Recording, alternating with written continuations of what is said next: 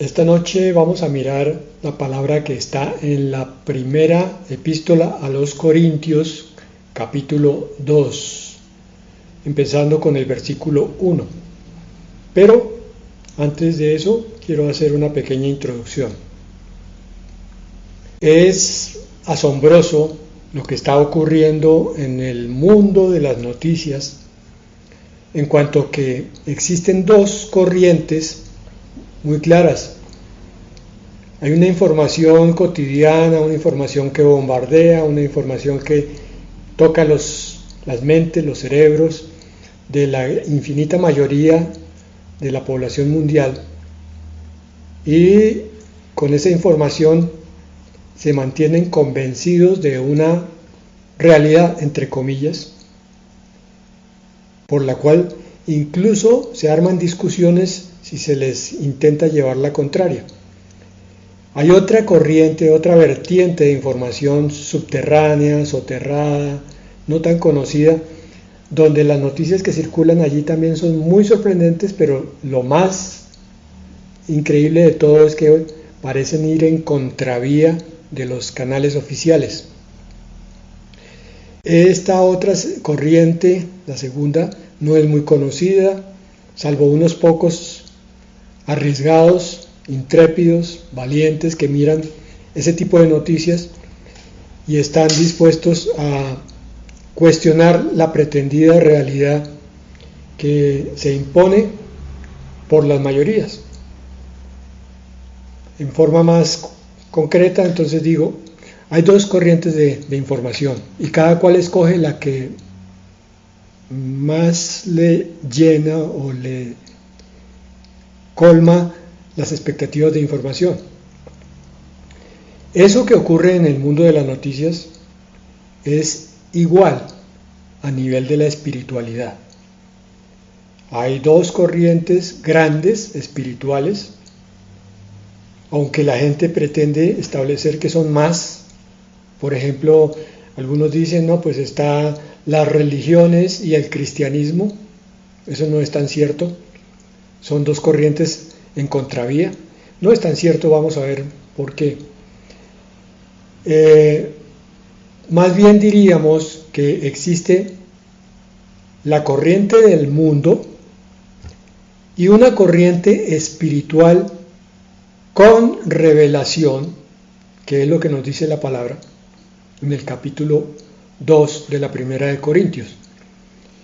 Esta iglesia con revelación es una iglesia de minorías, de unos poquísimos que se han atrevido a cuestionar lo que se enseña en las mayorías, lo que se acepta como normal, incluso como teológico, entre comillas, como que esa es la verdadera visión del cristianismo.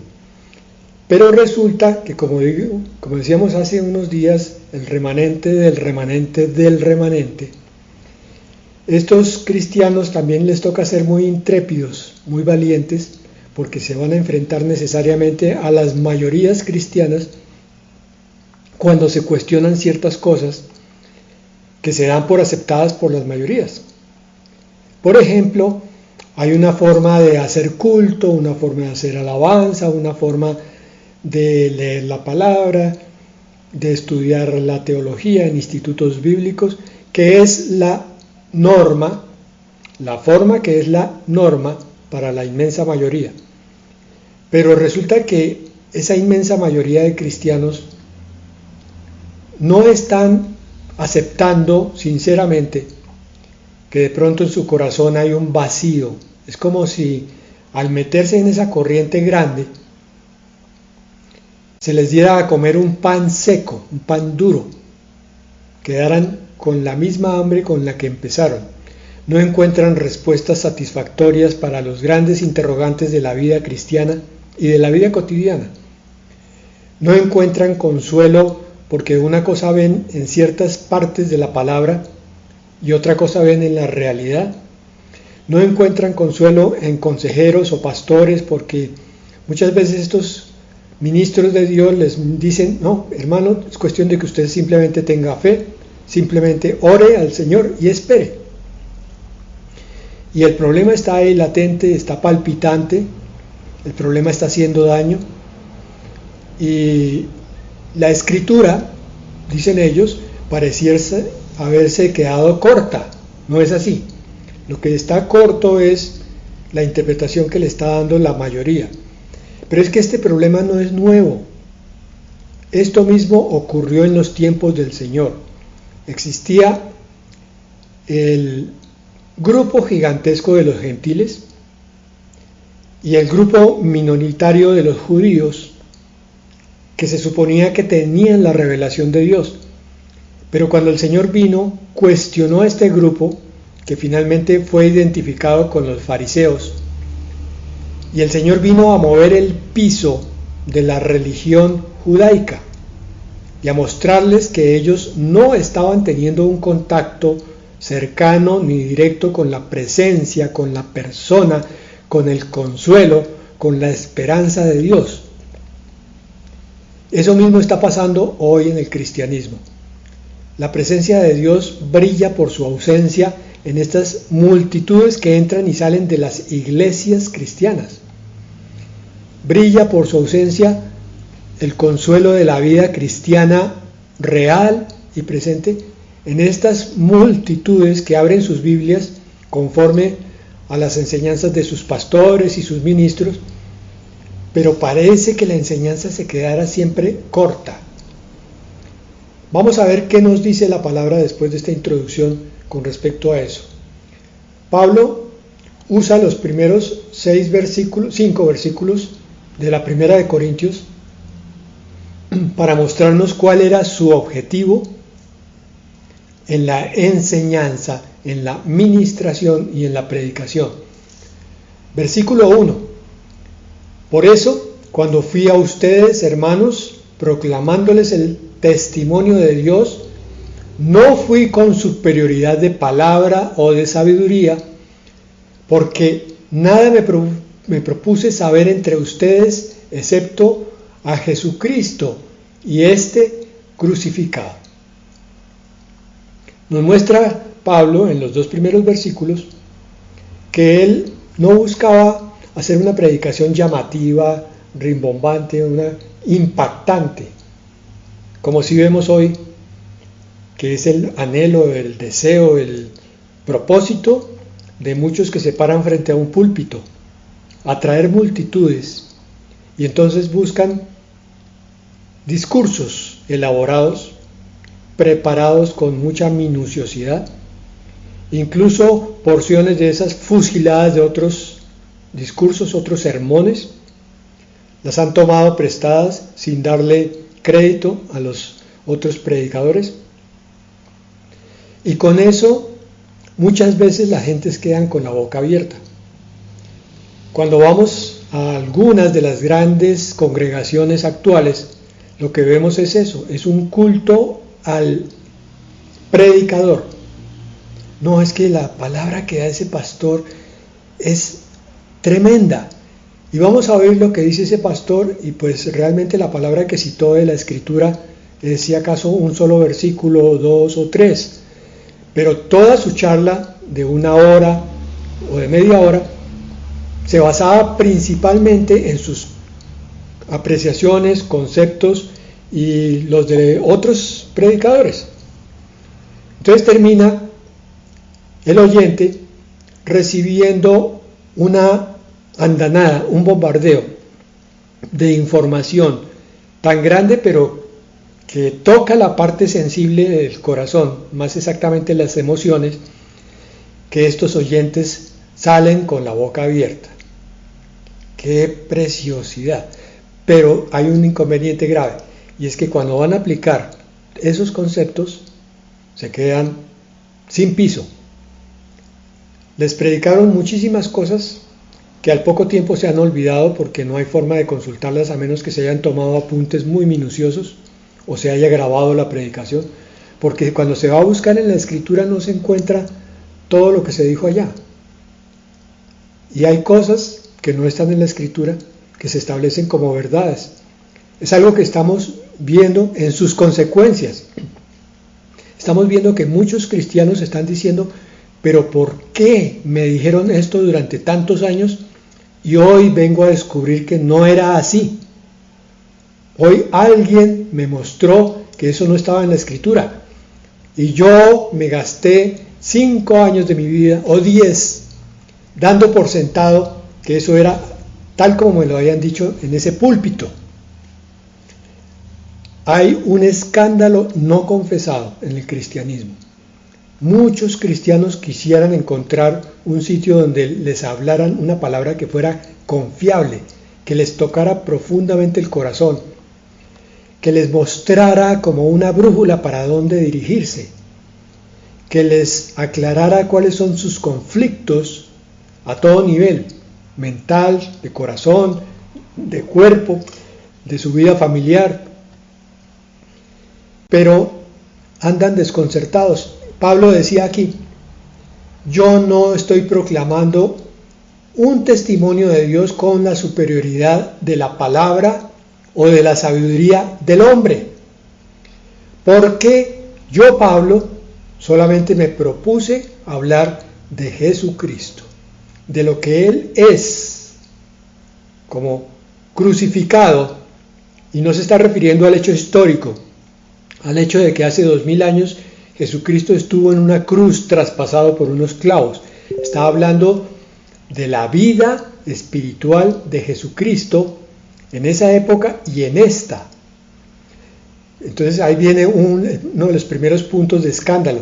Muchos cristianos les han enseñado que el sufrimiento, que la tribulación, que las pruebas son por causas X, Y o Z, pero que no es una forma de vida cristiana. Y aquí Pablo está diciendo, yo predico a Jesucristo y a este crucificado. Si alguien quiere venir en pos de mí, tome su cruz. Cada día suba a ella y entonces será mi discípulo. Ese es el término de ese versículo. Suba a ella. Acepte la prueba. Acepte el momento difícil como parte de la vida cristiana, porque entonces van a descubrir que mi vida no es solo muerte en la cruz, que mi vida también es resurrección, y que cuando ustedes aceptan la prueba salen triunfantes, cuando es retirada la piedra del sepulcro. Viene la muerte y viene la resurrección, viene la tragedia y viene el momento glorioso donde Dios se manifiesta con todo su poder, y aquello que no esperaban finalmente ocurrió. Esa respuesta que no parecía estar en ninguna parte, tal como los discípulos, los 12 reunidos en el aposento alto con las puertas cerradas por el miedo, porque habían crucificado a su maestro y se habían quedado huérfanos espiritualmente, pero a los 3 días están diciendo, uy, se nos había olvidado todas las profecías, ahora el Señor nos está mostrando que el futuro ya llegó, que de aquí en adelante la esperanza es para todo aquel que murió en la cruz. Versículo 3, estuve entre ustedes con debilidad y con temor y mucho temblor. Pablo está confesando que cada vez que se paraba delante de la gente a predicar, estaba sufriendo. Y esto tiene que confesarlo todo siervo de Dios. Esta es la cruz del predicador. El predicador tiene que decir, Señor, en este momento yo muero a mi boca, a mis pensamientos, a mis conceptos, muero a mi lengua, muero a todo mi ser. Que no sea yo, Señor, sino tú. Que hables tú a través de mí, Señor. Que tú seas el que toca el espíritu y el corazón de los que están oyendo. Que aunque yo no diga ciertas frases, tú sí se las digas en el secreto a ellos y entonces les muestres, Señor, que tú eres grande, que no importa el predicador, que el que importa es el que murió en la cruz. Y es por eso que seguimos predicando. Esa muerte de ese predicador es el principio de su resurrección también. Cuando se entrega así, cuando se anula, se anonada delante de su Señor, entonces Dios habla. Y el pan duro, que era el soporte de las iglesias, la norma en las iglesias, ahora se vuelve el pan vivo, el pan del cielo, porque no es el predicador el que está hablando, es el Señor el que está ungiendo, está consolando, está resucitando los corazones de los oyentes. Está diciéndoles, yo soy real y ustedes están vivos conmigo, así que no teman. Sigan adelante porque yo estoy con ustedes. Estuve entre ustedes con debilidad y con temor y mucho temblor, y mi mensaje y mi predicación no fueron con palabras persuasivas de sabiduría, sino con demostración del Espíritu y de poder. Este versículo se ha usado para hacer creer que cuando se caen 10 personas al tiempo, de espaldas todas, ahí en el púlpito, es que es el Espíritu Santo el que se está mostrando con poder. No, hermano. El poder del Espíritu es el que levanta a los muertos. Es aquel que restaura las vidas, el que transforma los corazones, el que decía, Señor, yo no puedo hacer esto, Padre, estoy atado, pero confío, Señor, en ti, en tu poder, que viene a abrir puertas de cárceles y a quitar cadenas de opresión. Gracias, Señor. Y mañana entonces puedo darme mi testimonio. Señor, tú hiciste eso que parecía imposible. Tú me transformaste. ¿Saben qué veo, hermanos? Veo una multitud de cristianos atados, encadenados, apesadumbrados, deprimidos, derrotados, y tratan de declarar con sus bocas una palabra que no es respaldada porque su vida no está en santidad. Para hablar con la palabra, primero tengo yo que haber muerto a mi carne, a mi pecado, todos los días, y permitir que el Señor sea el que venga y me lave con esa palabra, y entonces yo sí puedo hablar con la palabra de Dios. De otra manera, el diablo se ríe. Yo sé quién es Pablo, sé quién es Jesucristo, pero ¿tú quién eres? Vinieron con la palabra a atarme, a mí el diablo. Ustedes no saben lo que es eso, no tienen ni idea. El diablo está en ustedes, ¿cómo creen que me vienen a atar? El diablo no ha sido echado de ustedes, todavía tiene una influencia muy grande. ¿Por qué me vienen a atar a mí? Se les ríe. Para que la fe, versículo 5, de ustedes no descanse en la sabiduría de los hombres, sino en el poder de Dios. ¿Saben qué, hermanos? La iglesia del siglo XXI en su gran mayoría es una iglesia de idolatría a los pastores, idolatría a los nombres de las iglesias, a la fama, a la gloria de las iglesias.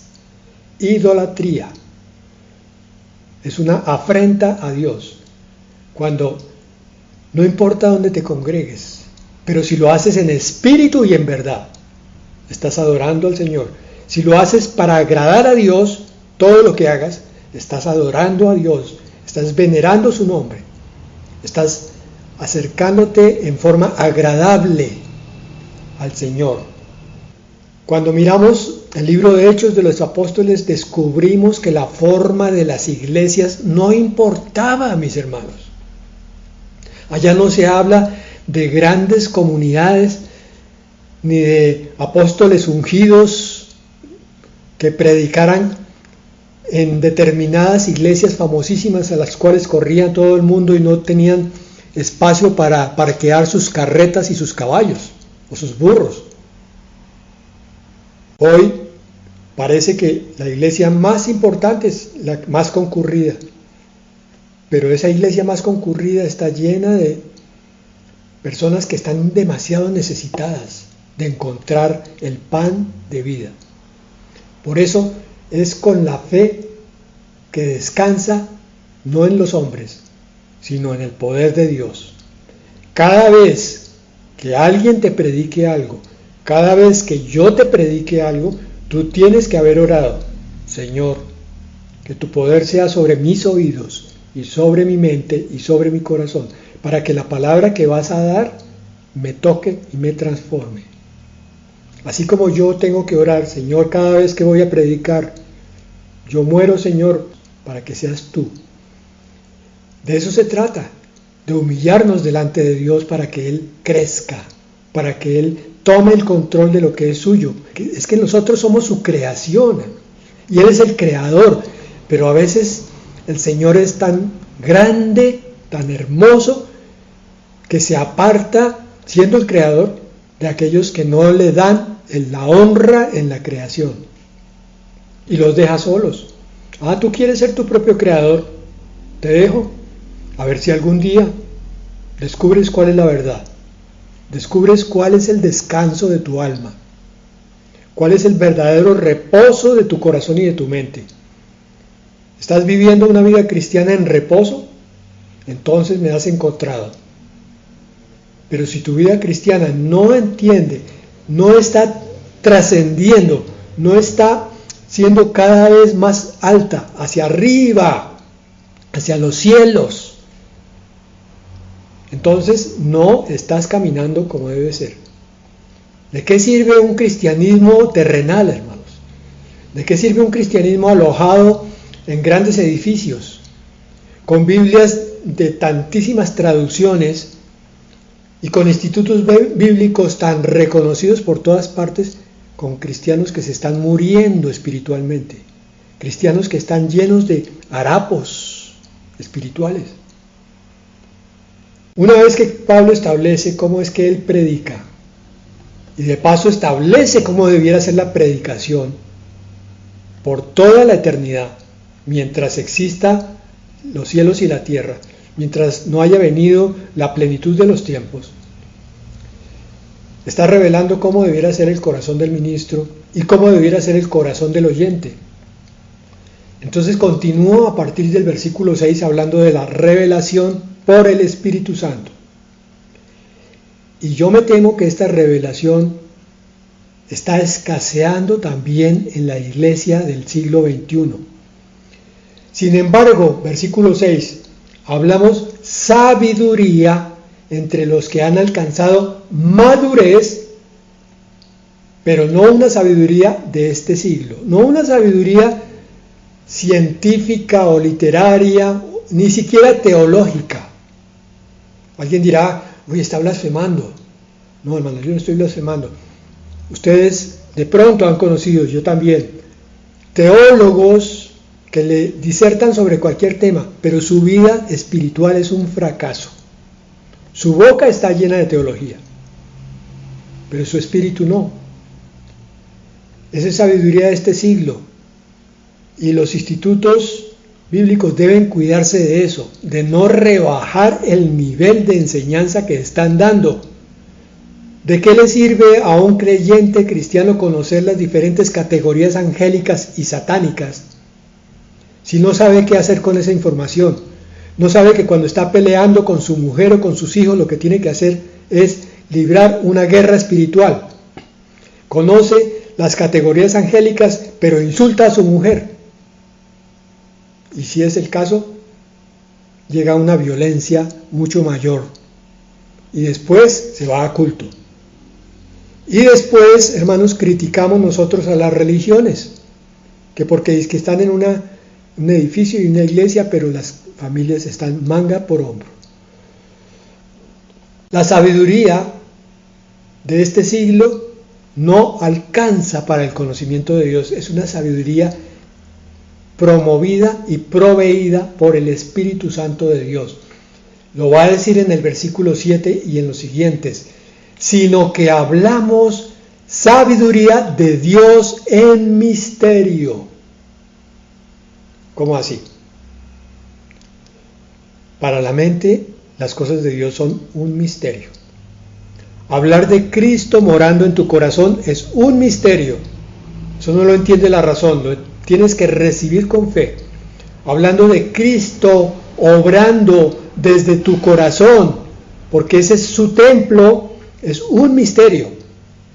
Hablando de cómo Cristo puede transformarte con su poder y con tu aceptación, es un misterio para la carne. Así que la revelación tiene que venir. Tienes que ser tocado por el Espíritu Santo, bien sea a través de una predicación o a través de tu lectura de la palabra de todos los días. ¿Cierto, hermano? ¿Cierto, hermana? Leyendo la palabra. O a través de tu comunión con Dios. ¿Cierto, hermano? Comunión. Allí es donde llega la revelación.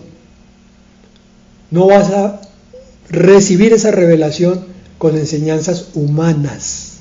Es tu Señor el que te va a hablar al corazón con tal claridad que tú vas a saber que Dios acaba de hablar contigo. Lo sabrás. Pero ¿cómo es eso? Yo no te lo puedo explicar con una receta, con una fórmula. Es tu Señor el que tiene que venir a mostrarte siempre y cuando tú estés dispuesto a explorarlo. Para eso tienes que ser arriesgado, osado. Y esto que te estoy diciendo te va a poner en contraposición con la mayoría de los cristianos nominales, carnales y hasta teológicos. Te van a cuestionar, ya entró en misticismo. Hermano, cuídese, misticismo, eso puede ser herético. No, hermano, no se trata de misticismo, se trata de lo que enseña la Escritura. Aquí está diciéndonos, hay una sabiduría que viene de Dios. Pero los cristianos, dentro de las enseñanzas hoy en día, se quedan cortos y dicen, pero ¿cómo es que Dios me va a hablar? ¿Cómo es que Dios me va a enseñar? ¿Cómo es que Dios me va a revelar? No lo alcanzo a comprender. Y como no lo comprendo, entonces dejémoslo ahí archivado, a ver si algún día se prende el bombillito, y no se prende. Entonces los cristianos promedio, los de la montonera, caminan ciegos y tratan de cumplir yendo a congregación cada cierto número de días y se esfuerzan, pero con lo que les enseñan no les alcanza, no descubren, porque no les predican. Hermano, el centro de toda la palabra es la comunión con el Señor. La palabra es para que haya comunión con Dios, no intelecto, no un aprendizaje de memoria a través de la razón y a través de el ejercicio de comunicárselo a los otros. ¿Has visto a un evangelista carnal? Eso te habla al derecho y al revés del cielo, del infierno, del Señor Jesucristo y de su muerte. Pero no te toca el corazón. Te toca si acaso el cerebro, y lo que hace es que en ti se generan preguntas e interrogantes con las cuales quieres decirle, un momentico, señor evangelista, respóndame a esto, por favor, que esta duda me está atormentando. Con la predicación del Espíritu Santo tú quedas, wow, Señor, wow, uy, Señor, gracias, gracias. Ahí no discutes. Porque cuando Dios habla, la criatura entiende que es del Espíritu precisamente y que no necesita comprenderlo con la razón, porque se acaba de revelar a tu espíritu. Versículo 8. Esta sabiduría que ninguno de los gobernantes de este siglo ha entendido, porque si la hubieran entendido no habrían crucificado al Señor de gloria, sino, como está escrito, versículo 9, cosas que ojo no vio, ni oído oyó, ni han entrado al corazón de hombre, son las cosas que Dios ha preparado para los que lo aman, para los que son niños en el Espíritu, son creyentes crédulos de Él, se dejan tomar de la mano, se dejan guiar, se entregan todos los días. Señor, controla mi vida, muéstrame, Señor. Son pobres en espíritu, son bienaventurados. Decidieron confiar. Ese es otro de los problemas de nuestro cristianismo teológico y nuestro cristianismo del siglo XXI. Cristianismo sin fe, cristianismo sin confianza en el Dios Todopoderoso. Esa es la razón de tanta frustración. Les predican muy bonito, los dejan con la boca abierta con el discurso, pero al momento de aplicar la fe no aparece por ninguna parte, porque les hablaron a la mente, no al espíritu. Y entonces nunca van a ver estas cosas sorprendentes, las que ojo no vio, oído no oyó, ni siquiera el corazón del hombre ha alcanzado a medio atisbarlas. Pero Dios, versículo 10, nos las reveló por medio del Espíritu, porque el Espíritu todo lo escudriña, aún las profundidades de Dios. Es por el Espíritu que tú te levantas y dices, wow, Señor, qué día bendecido. Gracias, Señor, gracias. Está lloviendo a cántaros, Señor, pero qué bendición. No hay sequía. O al revés, hay un sol esplendoroso. Señor, no está lloviendo, qué bendición, hay sol. Cuando tú estás tocado por el Espíritu, siempre ves las cosas de bendición. Eso no quiere decir que no veas los obstáculos y las cosas que no te van a dejar avanzar. Las ves, pero gana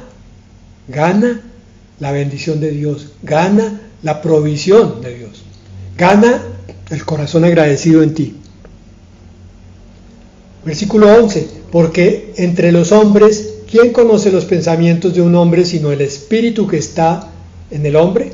Asimismo, nadie conoce los pensamientos de Dios sino el Espíritu de Dios. Y nosotros hemos recibido en pasado no el espíritu del mundo, sino el Espíritu que viene de Dios, para que conozcamos lo que Dios nos ha dado gratuitamente. Esto es tremendo, porque aquí nos está hablando de que podría existir una masa de cristianos con espíritu del mundo.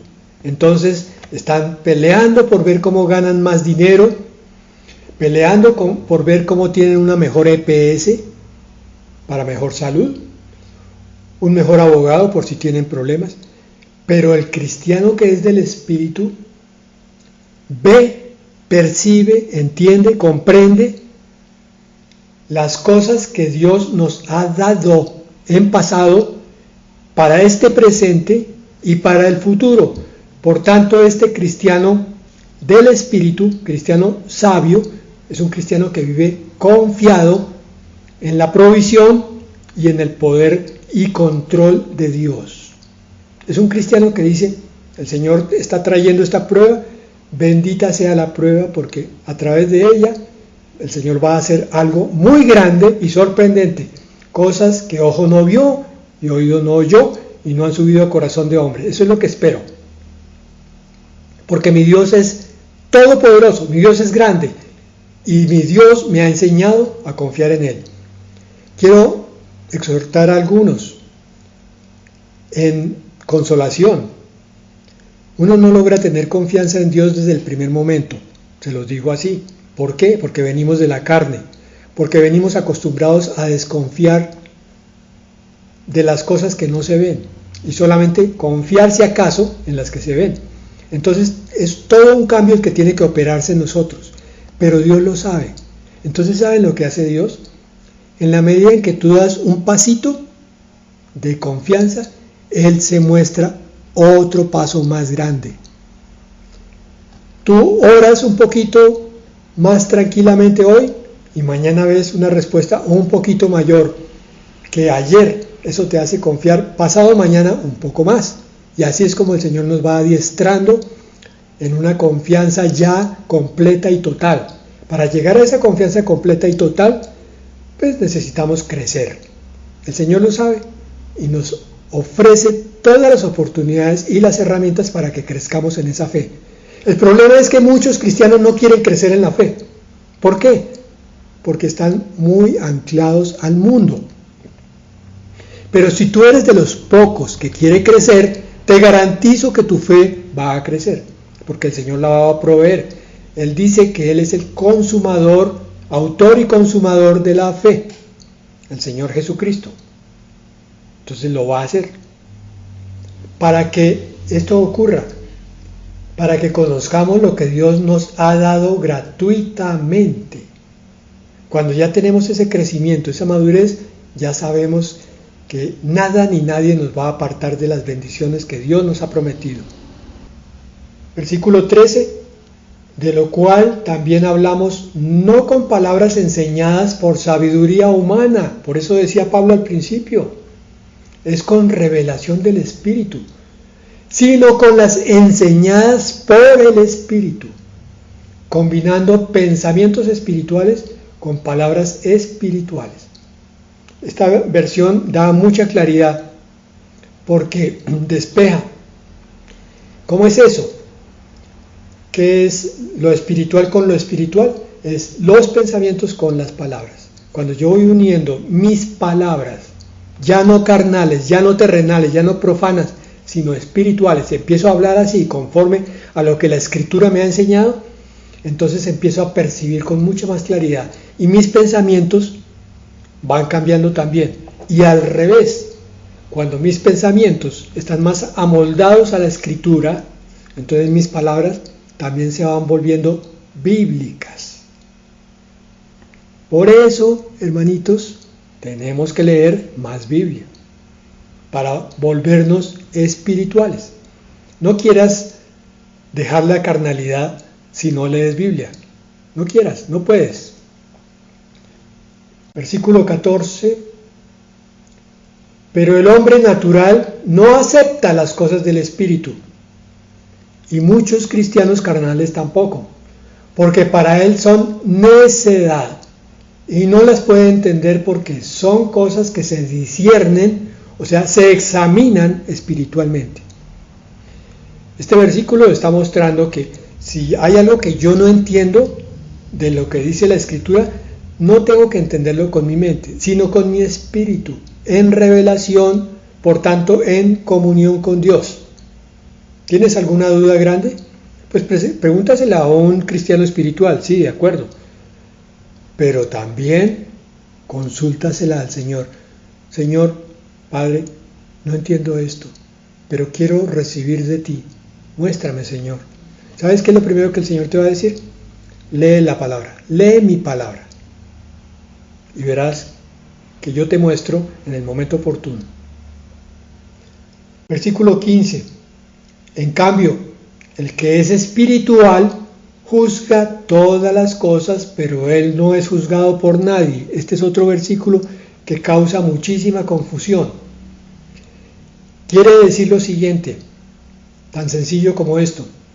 Cuando el cristiano ya maduró, cuando ya tiene una comunión espiritual y, digámoslo de esta manera, mental, ya tiene la mente de Cristo, entonces ya puede juzgar las cosas con la sabiduría de Dios. Ya sabe por qué de pronto el Señor se lo revela, por qué el esposo o la esposa hoy está de mal genio y por qué debe tolerarlo y comprenderlo. Pero él no es juzgado por nadie. Quiere decir que nadie que no esté a su altura espiritual puede comprenderlo. Por eso es tan complicado que un hijo juzgue a un padre. Papá, pero es que usted se equivocó en esto, usted debía haber hecho esto, esto y esto. Y el padre se queda callado porque dice, este hijo no va a entender que yo hice esto porque no había ninguna otra opción en esta parte, pero en esta otra tenía dos opciones y escogí la mejor. Pero eso no lo comprende mi hijo. Por eso es que hoy en día es tan severo el estado confusional de las masas que juzgan a los que están un paso arriba sin saber si lo están haciendo correcta o incorrectamente. Quiero decir con esto, refrenemos tantos juicios sobre nuestros superiores hasta que no tengamos todas las pruebas o todos los aspectos para poder hacer un justo juicio como dice la Escritura. Cuando yo tenga 5 o 10 aspectos, 5 o 10 pruebas sobre el comportamiento de una persona, quizás pueda empezar a medio entender por qué ella hace las cosas. Antes no. Eso es. Pero el que es espiritual no es juzgado por nadie. No, nadie lo puede juzgar, nadie lo entiende, nadie alcanza a su estatura. Ningún carnal puede juzgar a un espiritual. No logra. Versículo 16. Porque ¿quién ha conocido la mente del Señor para que lo instruya? Pero nosotros tenemos la mente de Cristo. Ahí termina este pasaje con tremenda revelación. Ay, hermano, tú que estás en la carne, pero es que tú tienes la mente de Cristo. No, hermano. La mente de Cristo es espiritual y solamente es entendida, comprendida y manejada por el espiritual. Quiere decir que para que tú veas las cosas como Dios, primero tienes que pensar como Dios. Por tanto, tienes que instruirte en lo que es de Dios, la Escritura, para que entonces puedas comprender por qué Dios hace así y no asá. Y entonces, cuando tú comprendes eso, dices: Dios grande, qué hermoso Dios que tengo. Gracias, Señor, gracias, porque tú eres sabio, porque tú eres bueno, Señor, porque todo lo que haces es perfecto, porque es tu benevolencia, tu bondad, ese carácter que es tuyo y de nadie más, el ser bueno por el cual tú me guías y tú me tomaste y me llamaste. Entonces, si tú me ordenas esto, Señor, yo debo aceptar que es solo tu bondad la que la envía. Por tanto, ¿por qué he de tener miedo? ¿Por qué he de tener aprehensión? ¿Y por qué he de ser desobediente? No, Señor. Entre más te conozco, entre más te comprendo, Señor, más te acepto, más te amo y más me someto a ti. Bien, hermanos, eso por esta noche.